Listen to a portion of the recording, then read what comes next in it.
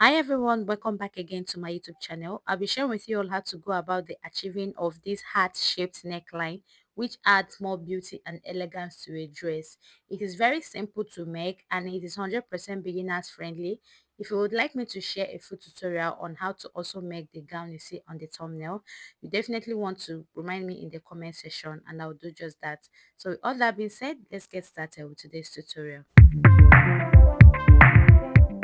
I have assembled my sewing materials like my stretch ruler, my curve ruler, my marker and my scissors, which I'll keep one side. So you need two types of zipper here, a long one and also a short one. You also need your fabric, any fabric of your choice can go. Then you need your half skirt bodice pattern, which is what I've drafted right here. So this is half scale basic bodice of 16 inches long, that's my half length, and I have a neck width of 3 inches plus 1 inch for my zipper allowance. Then I have my chest line of 8 inches, my bust point of 10 inches, my under bust of 13 inches. So now I'm just going to start drafting.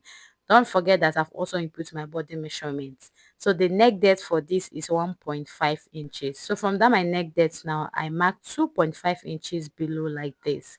So everything I'm going to be doing will be stopping exactly on this my under bust line, which is this third line before my half length. So from this 2.5 inches I marked below for my neck depth, I just went ahead to extend it a little bit. Now I'm going to get this my curve rule to create my heart shape. I'll do this by placing this my curve rule this way, making it a bit higher than that mark I have right there. Then I will trace it out like this and stop somewhere around here. When I do this, I'll now come to this my underbust line and try to connect this into this curve I've created at the top part. So while you are doing this, please make sure that this connection is starting from your zipper allowance, okay? Don't let it start from your zipper line. It should start from your zipper allowance right here. So when I curved this, that part was a bit sharp. I had to blend it in using my free hand. So by the time I stitch in my zipper allowance, this is what it's going to look like. We are done drafting and I'll just go on ahead now to cut this out exactly the way I have drafted. So this is what I have right now, but I'm just going to be separating these two pieces so you can see what the inside looks like. This gave me an inspo using this cutout shape for a sleeve pattern, but that will be for another day. So I separated these two pieces as it should be, and this is what I have. I've gone ahead to draft out on my fabric, and I also cut out my lining piece for this. So now I'm going to be separating this piece as well. So at this point, you can actually iron and interfacing to your fabric and also to your lining piece on the wrong side. But I didn't because this is just a sample of what I want to teach you all, okay? So you're not going to be placing your lining piece and your fabric right sides facing each other, just as I'm doing right here. When you do this, you're going to go on ahead to stitch this all around. So from the neckline, you're going to be stitching this all the way to the zipper. When you get to the zipper part, you're going to be stitching using half of an inch. Remember our zipper allowance was 1 inch, so when we take half of an inch from our zipper allowance, we'll be having half inch left for our zipper. On this love part, you're also going to be stitching down using half of an inch all the way down to the zipper part. So don't forget that when I cut out on my fabric, I left half of an inch at this point here, which is what I'll be stitching in with my fabric and my lining as well.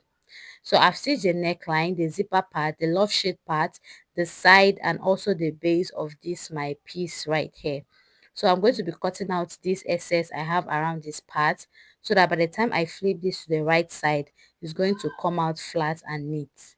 So for the sides of this my dress, I joined my lining and fabric together using quarter of an inch. Same thing for the base. But for this love shape part and the zipper part, I use half of an inch.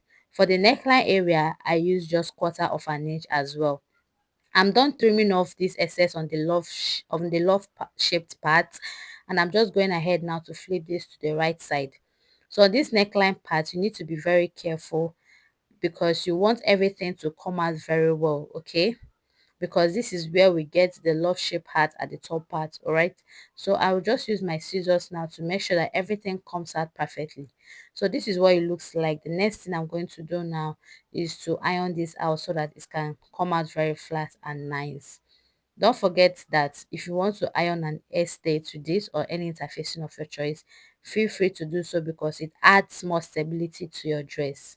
I've gone ahead now to iron out for the both part of this my dress. And so for this short zip, it will be going for the upper part, then the longer zip will be going for this lower part.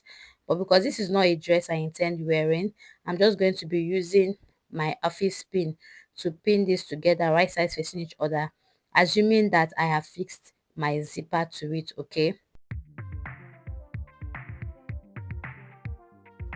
so when I'm done pinning, I'll still go on ahead to iron this open so that it comes out flat. So I'm using this pin in place of my zipper. Like I said, the shorter part of the zipper will be fixed to this top part. Okay, then the longer part of the zipper will be fixed to this lower part.